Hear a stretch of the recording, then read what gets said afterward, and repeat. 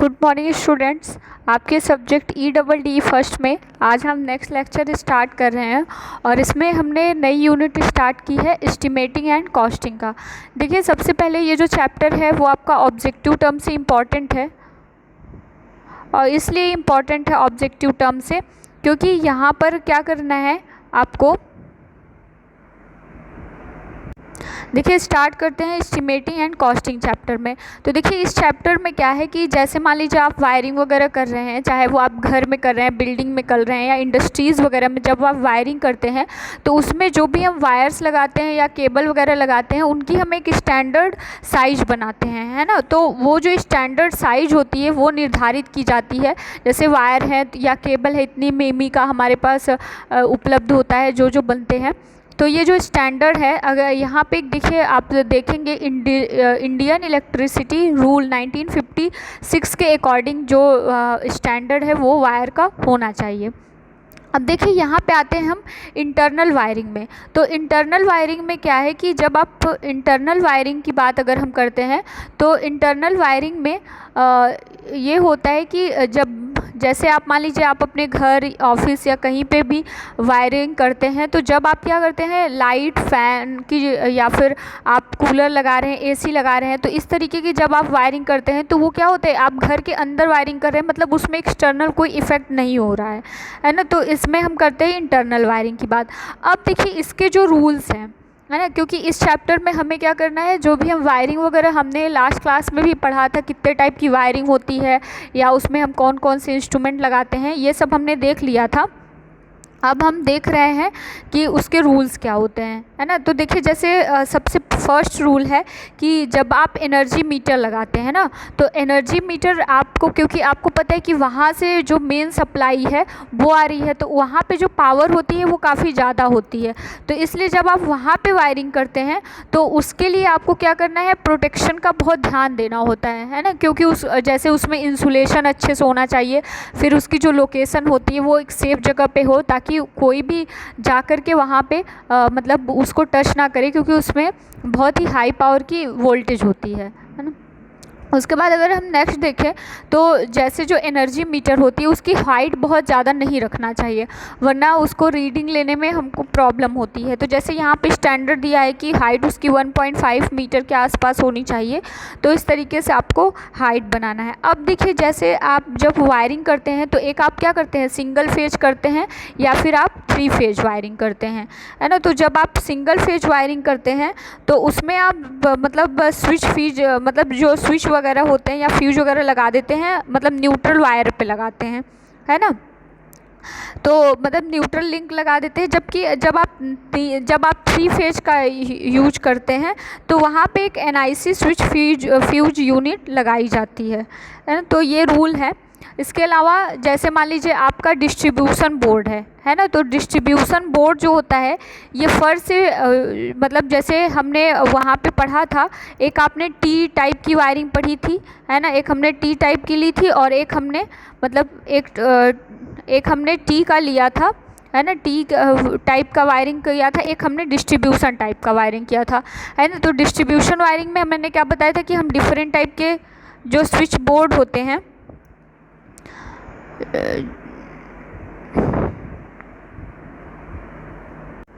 जो हम different type के स्विच बोर्ड लेते हैं तो उस स्विच बोर्ड में हम क्या करते हैं, डिफरेंट टाइप के जो बॉक्स थे जगह जगह पे हम लगा रहे थे, है ना। तो इनकी जो डिस्ट्रीब्यूशन है ये फर्श से ये भी कितने होने चाहिए, 1.5 मीटर की ऊंचाई पर होने चाहिए। तो देखिए, ये सब जो डेटा है, ये इन सब जो डेटा है इनके मतलब जैसे यहाँ पे कई सारे रूल्स दिए हैं, तो जिसमें आपको डेटा लग रहा है तो वहाँ पे जो डेटा आप बना रहे हैं वहाँ पे थोड़ा सा जाकर आपको ध्यान देना है। अब देखिए, अगर हम नेक्स्ट रूल की बात करें तो यहाँ पे है सर्किट, जो सर्किट आप बनाते हैं तो उस सर्किट से रिलेटेड रूल्स हैं, है ना। तो जैसे आप क्या कर रहे हैं, जैसे लाइट, फैन वगैरह की एक ही सर्किट होती है ना, है ना, मतलब आप क्या होती है, एक मेन सप्लाई होती है, वहाँ से आप जब वायरिंग करते हैं तो वायर्स को सेम ले आते हैं, फिर उसके बाद आप फ़ैन को अलग दे देते हैं या लाइट को अलग देते हैं। लेकिन आपको ट्राई मतलब करना चाहिए कि जो जितने भी आप अपने घर में कंपोनेंट्स लगाएं उन सब की जो वायरिंग है आप क्या करें, एक तरीके से करें, है ना। मतलब उन सब के लिए आपको क्या करना है, अलग अलग वायर्स ले जाना है। इसके अलावा जैसे सॉकेट्स होते हैं, तो सॉकेट्स आपने डिफरेंट टाइप के पढ़े हैं ना, 15 एम्पियर का सॉकेट हो गया, 5 एम्पियर का सॉकेट हो गया, इस तरीके से आपने पढ़ा है। तो जो सॉकेट्स होते हैं इनके ज़्यादा पॉइंट्स नहीं होने चाहिए, है ना, मतलब लगभग 10 पॉइंट से ज़्यादा नहीं होना चाहिए। और जैसे सर्किट है आपकी, तो उसकी जो पावर है वो 800 वॉट से ज़्यादा नहीं होना चाहिए, है ना, क्योंकि आप जैसे घर में नॉर्मली कर रहे हैं वायरिंग, तो जैसे लाइट फैन वगैरह है, तो इनसे आपको ज़्यादा से ज़्यादा एनर्जी कंज्यूम नहीं करनी चाहिए, है ना। अब उसके बाद जैसे कि आप क्या कर रहे हैं, पावर सर्किट लगा रहे हैं, तो इसका 3000 वॉट से अधिक नहीं होना चाहिए। अगर आप अगर आप 15 एम्पियर का सॉकेट लगा रहे हैं, अगर 5 एम्पियर का, देखिए ये भी एक ऑब्जेक्टिव के टर्म में आपको इम्पोर्टेंट क्वेश्चन बनता है कि अगर आप क्या करें 5 एम्पियर का लगा रहे हैं तो आपकी वॉटेज 800 वॉट होनी चाहिए, और अगर आप 15 एम्पियर का लगा रहे हैं तो 3000 वॉट होनी चाहिए, ठीक है। और उसमें आपको बस और एक वायर सर्किट में ध्यान दें कि जो सर्किट है वो आपकी ज़्यादा से ज़्यादा कॉम्प्लेक्स ना हो, मतलब आप उसमें कम से कम एडिशनल चीज़ों को जोड़ें ताकि जो सर्किट है वो आपकी इजी हो और मेंटेन करने में ज़्यादा प्रॉब्लम ना हो, ठीक है। अब देखिए यहाँ पे वायरिंग से रिलेटेड कुछ और भी रूल हैं, जैसे कि जो प्लग होते हैं, है ना, जब दीवारें होती है बहुत मतलब मोटी होती हैं, तो उनमें जैसे गैप है वो 30 सेंटीमीटर से 45 सेंटीमीटर रखा जाता है। इसके बाद अगर जैसे मान लीजिए अगर आप फैंस लगा रहे हैं, है ना, जैसे फैंस भी एक तो होता है कि जब आप जैसे वायर ले जा रहे हैं हॉरिजेंटली, है ना, तो अगर जैसे आप उसमें सीलिंग फ़ैन लगा रहे हैं तो उसकी ऊंचाई लगभग 4 मीटर होनी चाहिए। और जैसे सीलिंग फ़ैन है तो उसका जैसे जो आप ऊपर से एक होता है ना, आप उसको क्या करते हैं, एक बेस देकर तब यहाँ पे आप फ़ैन को जोड़ते हैं, तो ये जो है ये 0.5 मीटर के लगभग आसपास होना चाहिए, ठीक है। और जैसे कि अगर आप मान लीजिए फर्श पे लगा रहे हैं, है ना, जो सीलिंग फ़ैन है अगर आप फर्श से होके लगा रहे हैं तो वहाँ पे 3.5 होना चाहिए। देखिए ये जो टॉपिक है बेसिकली तो आपको मतलब पूरा थ्योरेटिकल है, रूल्स दिए हुए हैं, तो इसको हमको इतना डिस्कस करने का मैटर नहीं था, बट इसलिए कर रहे हैं ताकि आप फोकस मतलब ध्यान, जैसे हम नोट्स अभी भेज देंगे तो आप रूल्स को पढ़ लीजिएगा। वैसे तो ये बेसिकली बस रूल्स को एक बार पढ़ के देखना ही था, लेकिन अगर हम डिस्कस कर देंगे तो शायद थोड़ा सा आपको इंटरेस्ट आए और आप लें, इसलिए यहाँ पे बता दिया जा रहा है। जैसे ये देखिए जैसे है कि वायरिंग क्लिपों में जो हॉरिजेंटल डिस्टेंस है वो 10 सेंटीमीटर और वर्टिकल में 15 सेंटीमीटर से ज़्यादा नहीं होना चाहिए, ठीक है। और इसमें जो कंड्यूट है उसकी अर्थिंग सही से होनी चाहिए, कंड्यूट मतलब वायर्स की बात कर रहा है, और जो केबल्स हैं मतलब कंड्यूट के जो अंदर है वो केबल्स को नहीं जोड़ना चाहिए, है ना। ये सारे रूल्स हैं आपके। अब देखिए जैसे यहाँ पे है लाइट, फैन और अगर आप स्विच बोर्ड लगाते हैं तो उनसे जो रिलेटेड यहाँ पे रूल्स बताए गए हैं, ठीक है। तो अगर इससे रिलेटेड हम रूल्स देखें तो जैसे लैंप है ना, अगर लैंप को आपको हाइट देना है तो 2.5 मीटर ही उसको हाइट देना चाहिए आपको।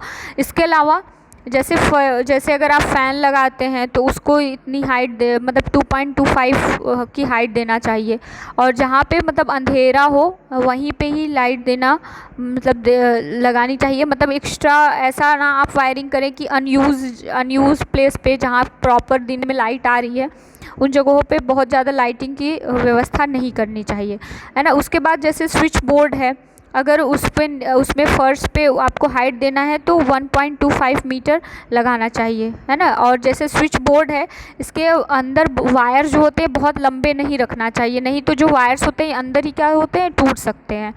तो यहाँ पे इस तरीके से हमने रूल्स देखा। अब देखिए यहाँ पे हमने एक सर्किट से रूल देखा, उसके बाद एक हमने देखा कि किस तरीके से हम जो वायरिंग है या फ़ैन, लाइट, स्विच बोर्ड की वायरिंग करते हैं। अब देखिए हमको देखना है कि जैसे हम किचन या बाथरूम वगैरह की वायरिंग करते हैं, तो जब आप किचन या बाथरूम वगैरह में वायरिंग करते हैं तो इसमें क्या होना चाहिए, मतलब किचन वगैरह में जो आप लगाते हैं उनकी ल्यूमिनेंस अच्छी होनी चाहिए। ल्यूमिनेंस अभी हम बताएंगे, ल्यूमिनेंस का मतलब होता है कि प्रतिदीप्ति, उसको हिंदी में कहते हैं कि अगर जैसे मान लीजिए आपको पता है किचन में बहुत सारी आप मटेरियल्स रखते हैं, तो जैसे लाइट पर उनकी परछाई न पड़े, वरना क्या होते हैं वो सही तरीके से नहीं दिखाई देते हैं। और जैसे कि वहाँ पे जैसे बेडरूम लाइट्स हैं तो उनको जहाँ पे जैसे मान लीजिए आपका बेड एरिया है तो वहाँ पे उससे रिलेटेड एक कंट्रोल बोर्ड होना चाहिए, है ना। तो इस तरीके से हम करते हैं। उसके बाद यहाँ पे है जैसे सॉकेट और लेआउट से संबंधित रूल हैं। तो देखिए ये सारे रूल्स हमने जैसे अभी पीछे बताया कि जैसे 5 एम्पियर है तो आपको 800 वाट देना है ना। अगर 15 एम्पियर है तो 3000 वाट से ज़्यादा नहीं होना चाहिए। और जैसे सॉकेट है तो ये फर्श पे 25 सेंटीमीटर या 1.3 मीटर से ज़्यादा ऊंचाई पर लगाया जाता है, ठीक है, ताकि जैसे बल्ब वगैरह है तो उनमें हम आसानी से पहुंच जाएं। और जैसे बाथरूम का सॉकेट है तो ये 1.53 से नीचे ही लगाना चाहिए। तो यहाँ पे देखिए हमने ये सारे रूल्स पढ़े हैं। बेसिकली इन रूल्स को बस एक बार ये डिस्कस ही करना था। आप इन रूल में जो भी आपको इम्पॉर्टेंट डेटा जैसे जो भी मेज़रमेंट दिए हुए हैं इन मेज़रमेंट को आप अच्छे तरीके से लिख लें। अब देखिए जो आपकी क्लास है वो इसीलिए हम इस तरीके से ले रहे हैं ताकि आपकी जो यहाँ पे थ्योरेटिकल पार्ट है वो थोड़े से वो सही से हो जाए। अब इसके बाद जो है वो आपका इसमें फार्मूला वगैरह है तो उसके लिए हम नेक्स्ट क्लास में आपका जो फार्मूला वगैरह है उसको देखेंगे। Okay, thank you.